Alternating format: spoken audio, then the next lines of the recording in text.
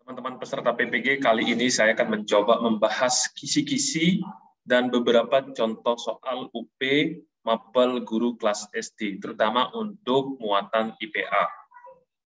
Teman-teman mohon bantu subscribe untuk kemajuan kita bersama.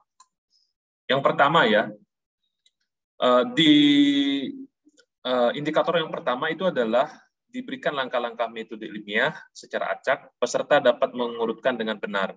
Nah, kalau ada yang seperti ini, ya teman-teman, ada soal berupa urutan, maka teman-teman kuncinya menjawab adalah teman-teman lihat dulu nomornya, optionnya. Di sini kan teman-teman bisa lihat, ya optionnya itu adalah angka 4, angka 4, angka 4, kemudian angka 1, dan angka 1. Ya, maka di sini saya bisa pastikan bahwa option nomor 4 itu adalah option yang pertama. Kita lihat ya, di sini siswa mengamati fenomena alam yang ditayangkan oleh guru melalui LCD. Jadi betul ya. Nah, berikutnya teman-teman bisa lihat di sini.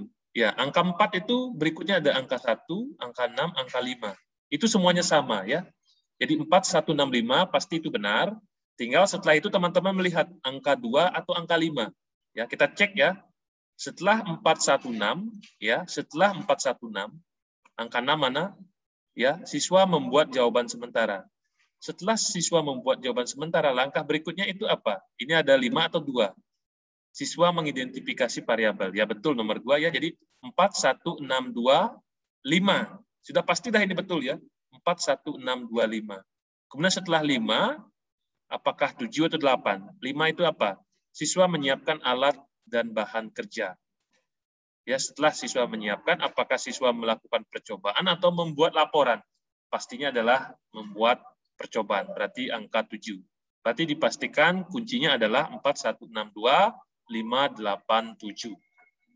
Nah, untuk metode ilmiah ini teman-teman, nanti teman-teman nggak usah bingung. Karena kadang-kadang ada dibagi menjadi 5, dibagi menjadi 6, dibagi menjadi 7, dibagi menjadi 8. Yang penting teman-teman itu tahu. Yang pertama pasti ada pertanyaan, kemudian membuat hipotesis, ya, atau membuat jawaban sementara, kemudian mengumpulkan data, melakukan analisis, simpulan. Nanti kalau mau ditambah lagi simpulan, setelah menyimpulkan mereka mengkomunikasikan ya, apakah dalam bentuk laporan atau dalam bentuk presentasi. Sebelum mengumpulkan data pasti ada perencanaan gitu ya. Jadi teman-teman bisa jadi 5, bisa jadi 6, bisa jadi 7, bisa jadi 8. Yang penting teman-teman sudah tahu yang namanya langkah-langkah metode ilmiah. Oke, terima kasih ya. Berikutnya nomor 52. Di indikatornya adalah diberikan suatu gambar model sistem pencernaan, sistem pernapasan, peserta dapat menjelaskan pernapasan perut. Jadi di sini kita pastikan bahwa pertanyaannya pasti nanti itu berkaitan dengan proses pernapasan perut. Ya, nah teman-teman harus tahu di proses pernapasan itu ada yang fase inspirasi dan fase ekspirasi. Teman-teman harus bisa bedakan. Kalau fase ekspirasi seperti di soal ini, itu berarti udara keluar dari paru-paru. Ingat, ekspirasi itu keluar. Tapi kalau fase inspirasi, itu adalah udara masuk ke paru-paru. Jadi dipastikan di sini nomor 9 itu adalah salah. Ya. Jadi option A, D, sama E itu adalah option yang salah, teman-teman. Tinggal teman-teman melihat option B atau C. Option B atau C setelah angka 2, angka 4. Setelah angka 4 ini angka 5 atau angka 6. Tinggal teman-teman memperhitungkan itu aja. Ya, setelah angka 4, kita lihat angka 4 itulah diafragma ke bentuk semula, melengkung. Kalau sudah melengkung, berarti volume rongga dada membesar apa mengecil. Nah, kalau rongga perut membesar, maka rongga dada adalah mengecil, yaitu 6. Sudah dipastikan kombinasinya adalah 2, 4, 6. Yang merupakan kombinasi 2, 4, 6 itu adalah jawaban nomor C. Begitu teman-teman. Ya. Jadi sekali lagi teman-teman harus pahami tentang proses pernapasan perut pada manusia. Berikutnya, yang indikator nomor 53, itu diberikan pernyataan tentang pengalaman dan pengetahuan tentang proses makan makanan, peserta dapat memilih rumusan pencernaan yang tepat. Nah, di sini teman-teman harus memahami tentang proses pencernaan makanan, baik meliputi organ, proses, sistem organ, ya. Berikutnya fungsi masing-masing organ, termasuk juga enzim-enzim yang membantu proses pencernaan makanan. Karena di sini saya tidak bisa membayangkan soalnya seperti apa. Jadi teman-teman harus punya pemahaman tentang proses pencernaan makanan secara menyeluruh. Nanti akan diberikan beberapa pernyataan yang mana merupakan pernyataan yang benar atau yang mana merupakan pernyataan yang salah. Jadi teman-teman harus sudah memahami tentang proses pencernaan makanan. Silakan diidentifikasi. Nah, seperti di contoh ini ada 1, 2, 3, 4. Ya, saya pikir mana yang benar. Ya, teman-teman harus mengecek di sini satu per satu. Apakah itu benar atau salah. Nah, kalau melihat dari soal ini, yang salah itu adalah yang option nomor 4. Di sini nomor 4 dikatakan bahwa penyerapan sari makanan terjadi di usus besar. Itu adalah pilihan yang salah. Karena penyerapan makanan itu terjadi di usus halus. Begitu ya. Jadi opsi 4 itu sudah salah. Berarti jawaban B, C, atau D itu sudah salah. Teman-teman tinggal berpikir option A atau option D. Ya, teman-teman sudah dua pilihan, option A atau option D. Ya, angka 2 dan angka 3 dipastikan benar, tinggal sekarang memastikan angka 1 itu benar atau salah. Jadi di sini angka 1 itu adalah benar. Ya, jadi begitu caranya teman-teman. Kalau ada soal-soal pernyataan seperti ini, teman-teman bisa mengecek kira-kira mana pernyataan yang benar ataukah mana pernyataan yang benar-benar salah. Dari sana teman-teman kalau sudah pasti pernyataan tersebut salah, maka lihat optionnya, mana yang mengandung angka-angka yang salah, teman-teman bisa coret. Dan pastikan itu sudah bukan jawabannya. Berikutnya, di 54, itu diberikan fenomena tentang diastul dan sistul. Peserta dapat menafsirkan hal-hal yang terjadi pada bagian jantung. Jadi sudah jelas ya di sini diastul dan sistul. Teman-teman harus memahaminya. Apa itu diastul dan sistul? Ya. Jadi kalau ada tekanan darah 100/80, maka 120-nya adalah sistul, 80-nya adalah diastul. Kata kunci sistul atau sistolik itu adalah karena tekanan darah tertinggi. Karena dia tekanan darah tertinggi, maka otot jantung pasti berkontraksi. Begitu ya teman-teman. Tetapi kalau diastul, ya itu adalah tekanan darah terendah. Karena terendah pasti jantung dalam keadaan relaksasi. Artinya darah itu kembali lagi ke jantung. Nah, melalui apa? Kita lihat di sini ya di gambar sebelah kiri. Bahwa kalau darah itu keluar dari jantung, itu pasti melalui birik kiri. Tetapi kalau darah itu masuk, pasti melalui serambi kanan. Nah, sekarang kita lihat yang mana merupakan tekanan sistolik. Kita lihat sistolik itu adalah tekanan tertinggi. Maka sudah dipastikan jawabannya adalah ya CDE. Tinggal kita lihat teman-teman CDE. Itu semuanya mengatakan tekanan tertinggi, tekanan tertinggi. Nah, sekarang apa? Bilik kiri yang berkontraksi. Bilik kiri, mana bilik kiri? Ini bilik kanan berarti salah. Ya, bilik kiri itu adalah yang D sama E. Itu sama-sama bilik kiri. Tetapi kata kunci berikutnya, darah itu keluar atau masuk ke jantung. Kita lihat ya, bahwa yang namanya sistolik itu darah itu keluar dari jantung menuju ke seluruh tubuh. Jadi dipastikan jawabannya itu adalah D. Ya, teman-teman, ini adalah kata kunci yang membedakan antara sistolik dengan diastolik. Teman-teman harus ingat itu. Berikutnya di 55. Diberikan pernyataan tentang rongga dada, peserta dapat mengidentifikasi tulang-tulang pembentuk rongga dada.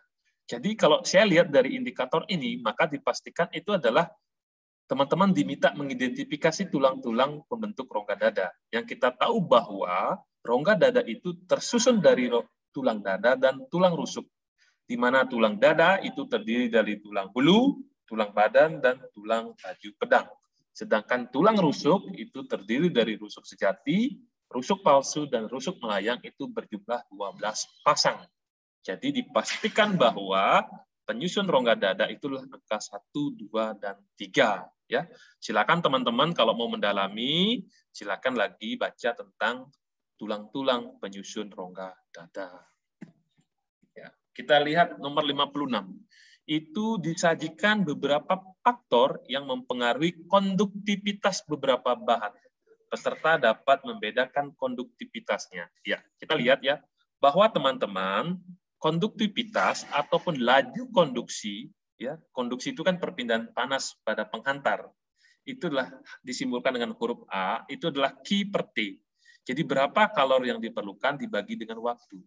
Kemudian akan persamanya menjadi K, yaitu adalah konduktivitas termal bahan, dikali dengan luas bahan, dikali dengan perbedaan masing-masing suhu, masing-masing pengantar, dibagi dengan L. L ini adalah panjang pengantar. Ya, kalau ditanyakan tentang konduktivitas atau laju konduktivitas tercepat, maka panjang bahannya adalah apa? Ya, betul, terkecil. Karena kalau L-nya kecil, maka H-nya besar. Kan gitu. Ya, maka kita dilihat di sini L-nya kecil atau pendek. Maka nomor 6 itu adalah option yang benar. Sedangkan nomor 5 itu adalah option yang salah. Maka teman-teman jawaban A dan jawaban C itu sudah option yang salah. Tinggal teman-teman melihat option B, D, sama E. Nah, kalau kita lihat ya nomor 3 dan nomor 4 ya. Perbedaan suhu. Ini perbedaan suhu delta T dengan H. Kalau ini supaya besar, H-nya supaya cepat, maka delta T-nya adalah besar, yaitu option 3. Maka dipastikan nomor 6 dan nomor 3 itu benar. Nomor 4 salah. Maka jawaban E itu sudah pasti salah, karena ada option 4-nya. Tinggal teman-teman berpikir itu adalah jawaban B atau jawaban D. Ya. Nah, berikutnya kita lihat option 1 apa option 2. Ya, konduktivitas termal ini hubungannya dengan K. Supaya H ini besar, maka koefisien konduktivitas termal adalah besar, yaitu 1. Maka dipastikan jawabannya itu adalah 1, 3, 6. Oke, teman-teman, kuncinya adalah ini ya, teman-teman harus pahami ya, tentang faktor-faktor yang mempengaruhi konduktivitas suatu bahan. Berikutnya, nomor 57, disajikan nama-nama benda, peserta dapat mengelompokkan dengan memberikan alasan. Nah, nanti teman-teman kalau di sini akan disajikan beberapa benda, nanti teman-teman silakan memilih berdasarkan apa kira-kira itu. Maka kuncinya di sini adalah teman-teman harus memahami apa. Misalkan zat padat, cair, gas, perubahan wujud benda, teman-teman harus pahami itu silakan ya. Berikutnya adalah perubahan fisika sama perubahan kimia, teman-teman harus pahami juga. Kekuatan energi juga masing-masing ya. Campuran unsur teman-teman harus paham. Nanti teman-teman akan disajikan benda-benda, kemudian ketika dikelompokkan, maka teman-teman harus memilih berdasarkan apa itu. Nah, kira-kira kalau di soal ini sebagai contoh, di sini mengelompokkan air putih dan minyak goreng. Kemudian batu dan piring dikelompokkan lagi. Itu kan kalau dilihat secara kasat mata, itu kan berdasarkan wujudnya. Satu wujud cair, yang satu wujudnya padat. Tetapi di sini kan tidak terlihat ya. Yang ada itulah perbedaan titik beku, titik didih, kekuatan energi ikat, jenis perubahan, dan suhunya. Nah, kita bisa membedakan cair dengan padat itu berdasarkan kekuatan energi ikatnya. Di mana zat padat itu energi ikat antar partikel itu sangat kuat, sehingga benda padat itu susah diubah-ubah bentuknya. Tetapi benda cair itu memiliki energi ikat yang tidak terlalu kuat, sehingga gampang teman-teman tuangkan air di gelas, menyerupai gelas, tuangkan air di wadah yang lain itu akan menjadi lain juga. Tetapi kalau gas itu memiliki energi ikat yang sangat lemah. Sehingga kalau gas seperti ini ya diubah-ubah bentuknya sangat gampang. Ya, seperti itu. Jadi di sini tidak terlihat tentang wujud benda, tapi yang dilihat itulah kekuatan energi ikatnya. Ya, sekali lagi teman-teman, untuk indikator nomor 57, teman-teman itu harus memahami banyak ya tentang benda-benda ataupun pengelompokan benda-benda. Berikutnya di 58. Itu disajikan cerita tentang dua orang menimba air dengan cara berbeda. Satu menimba langsung dan satu menggunakan katrol. Ya, membandingkan keuntungan mekaniknya. Teman-teman, ya, untuk yang di air, di sumur, kalau ditimba secara langsung, itu keuntungan mekaniknya adalah 1. Kalau namanya keuntungan mekaniknya 1, berarti gaya F yang dikeluarkan itu sama dengan W, berat benda. Begitu juga katrol tetap. Katrol tetap itu keuntungan mekaniknya 1. Karena keuntungan mekaniknya 1, F-nya, gaya yang dikeluarkan sama dengan W. Nah, kalau nanti yang keluar itu secara langsung dan katrol tetap, maka sama-sama keuntungan mekaniknya 1. Tetapi yang lebih mudah dalam hal menimba air itu adalah yang menggunakan katrol tetap. Kenapa dia lebih mudah? Karena kan kita menarik begini. Kita menarik sumurnya begitu, ke bawah.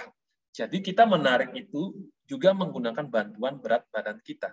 Tetapi perlu diingat bahwasanya adalah keuntungan mekaniknya, ya baik secara langsung ataupun katrol tetap, itu keuntungan mekaniknya adalah sama, yaitu 1.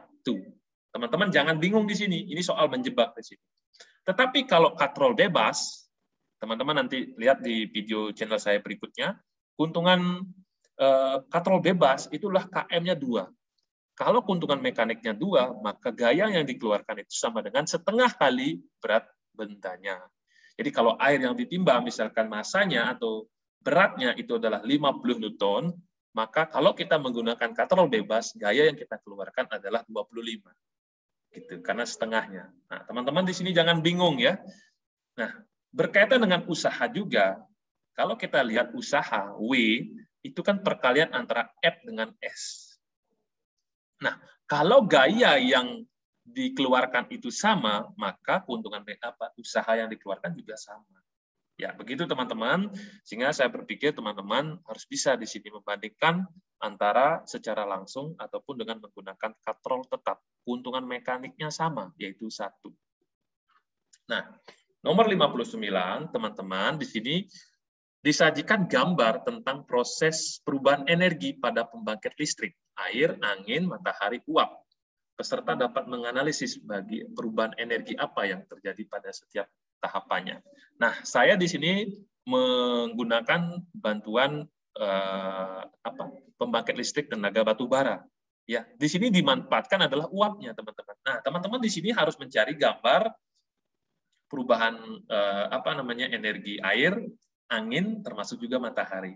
Nah, kalau air, angin, matahari, itu semuanya menggunakan prinsip yang sama, yaitu adalah prinsip turbin. Nanti turbin itu yang akan memutar generator. Generator itu nanti akan mengubah energi gerak menjadi energi listrik. Tinggal berpikir, teman-teman, turbin itu digerakkan oleh apa? Kalau yang digerakkan oleh air terjun, maka dia memanfaatkan perubahan energi potensial air terjun untuk menggerakkan turbin. Nanti turbin akan menggerakkan generator. Generator akan mengubah energi gerak menjadi energi listrik. Tetapi kalau angin itu yang memutar kincir atau memutar turbin. Ya, jadi energi kinetik angin itu diubah menjadi energi kinetik pada turbin, kemudian masuk ke generator, energi gerak diubah menjadi energi listrik. Begitu juga dengan energi atau pembangkit listrik tenaga uap. Jadi uap itu yang akan menggerakkan turbin. Ya, uap yang dihasilkan dari proses pembakaran itu akan menggerakkan turbin.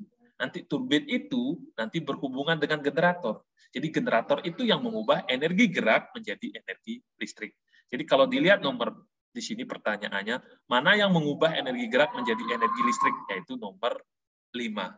Sedangkan nomor 4 itu adalah yang mengubah energi uap menjadi energi gerak. Ya, teman-teman harus lihat di situ. Begitu juga dengan energi matahari. Jadi kalau energi matahari itu kan solar system. Solar system itu dia merubah dari energi matahari menjadi energi listrik secara langsung. Tetapi ingat, energi listrik yang dihasilkan itu adalah energi DC.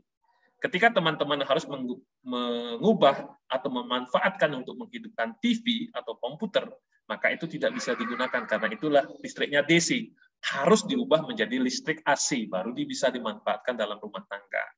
Nah, pengubah dari listrik DC menjadi listrik AC itu namanya inverter. Ya, teman-teman bisa search di Google ya, banyak sekali karena materinya adalah perubahan energi pada pembangkit listrik. Adanya adalah air, angin, matahari, dan uap. Teman-teman cek semua di situ. Jangan sampai salah di soal ini.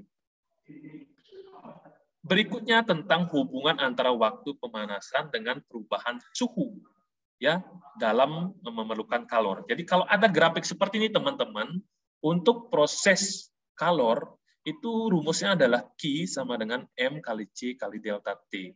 Ya, di mana Q-nya itulah kalor yang diperlukan, kemudian M-nya itu adalah massa, C-nya adalah kalor jenis, T adalah perbedaan suhu. Ya, jadi kalor yang diperlukan itu sebanding dengan massa benda.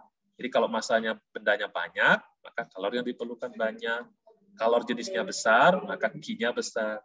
Kalau mau memanaskan air sampai suhu yang lebih tinggi, maka kalor yang diperlukan juga makin tinggi. Seperti ini ya. Jadi ada memanaskan air sedikit, banyak, sampai E. Kalau di seperti ini, maka kira-kira api mana yang paling diperlukan atau yang paling banyak kita pastikan adalah E. Karena kenapa E? Massa air di E itu paling besar. Jadi kembali ke sini ya, Q sama dengan MC kali delta T. Nah, kalau di sini kita lihat di grafik seperti ini, itu kalau dilihat pada suhu 60 ya, maka suhunya seperti ini. Waktu yang diperlukan adalah untuk mencapai suhu 60, waktunya di E itulah 1 menit. Di D itulah 2 menit, di C 3 menit. Maka kalau dilihat di sini, untuk mencapai suhu 60 menit, E inilah memerlukan waktu paling cepat, yaitu 1 menit. Kalau dia memerlukan waktu paling cepat, pasti dipastikan adalah kalor yang mereka perlukan paling besar, sehingga jawabannya adalah E. Sedangkan A di sini adalah waktu yang mereka perlukan paling lama. Karena waktu yang diperlukan paling lama, saya pikir kalor yang diperlukan pasti paling sedikit di sana. Itu ya teman-teman. Ini gampang ini, cek pagi-pagi ya, memasak air itu ya, airnya sedikit, airnya banyak, teman-teman pasti bisa menganalisis soal seperti ini. Berikutnya untuk perbedaan tahun Hijriah sama tahun Komariah, silakan teman-teman lihat di situ ya. Jadi sudah jelas ya, tahun Komariah, Masehi disebut dengan Samsiah, kemudian kalender Hijriah disebut sebagai kalender atau tahun Komariah. Masehi itu berpijak pada pergerakan bumi terhadap matahari, sedangkan kalender Hijriah itu pergerakan bulan terhadap matahari, terhadap bumi. Kemudian awal hari kalau Masehi itu jam 00 mulainya, tetapi kalau kalender Hijriah itu berdasarkan terbit dan terbenamnya matahari. Nah, kira-kira itu yang bisa saya sampaikan kepada teman-teman. Mudah-mudahan bisa bermanfaat untuk teman-teman semua. Oke, terima kasih. Jangan lupa bantu subscribe dan share kepada teman-teman. Terima kasih.